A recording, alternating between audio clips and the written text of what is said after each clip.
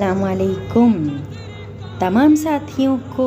عشرۂ کرامت بہت بہت مبارک ہو۔ عشرۂ کرامت سب پر عیاں ہیں، واضح ہے کہ حضرت فاطمہ معصومہ سلام اللہ علیہا کی ولادت یکم ذقت کو ہوتی ہے اور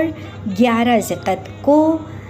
شہزادی کے بھائی امام ہشتم امام علی رضا علیہ السلام کی ولادت ہوتی ہے، اور دونوں کی ولادت کے ایام کو عشرۂ کرامت کہا جاتا ہے، کیونکہ ہم جانتے ہیں کہ حضرت فاطمہ معصومہ سلام اللہ علیہا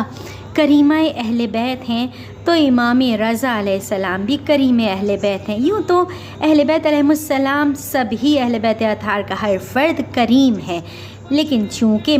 معصومہ کم سلام اللہ علیہا کو کریمہ اہل بیت کہا جاتا ہے، اسی لیے آپ کے بھائی امام رضا علیہ السلام کو کرم بھی کسی سے پوشیدہ نہیں ہے، لہٰذا آپ کو بھی کریم اہل بیت کہا جاتا ہے۔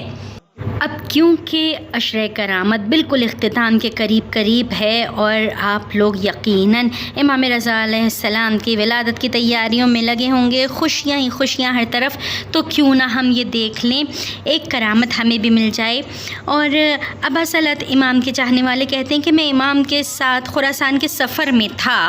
تو امام کے ہمراہ تھا، امام نے دسترخوان بچھانے کا حکم دیا اور تمام غلاموں اور خادموں سے کہا کہ آ جاؤ آ جاؤ، آواز دی سب کو۔ تو ابا سلط کہتے ہیں کہ میں آقا کے پاس گیا اور میں نے کہا آقا میری جان آپ پر قربان ہو، ان کے لیے علیحدہ لگا دیتے۔ تو امام علیہ السلام نے فرمایا ہمارا خدا ایک، ہمارے ماں باپ ایک، اور انسان کی تو جزا اس کے اعمال پر موقوف ہوتی ہے، لہٰذا اپنے عمل کو بہتر کرنا ہے۔ ابا سلط کہتے ہیں ایسا کوئی ایک ہی بار نہیں ہوا تھا، یہ ایک مقام نہیں تھا، امام ہر بار ایسا ہی کرتے تھے، بلکہ بعض اوقات تو خادموں اور غلاموں کے درمیان ان کے ساتھ بیٹھ جاتے تھے، جیسے ان میں اور امام میں کوئی فرق نہ ہو۔ سبحان اللہ،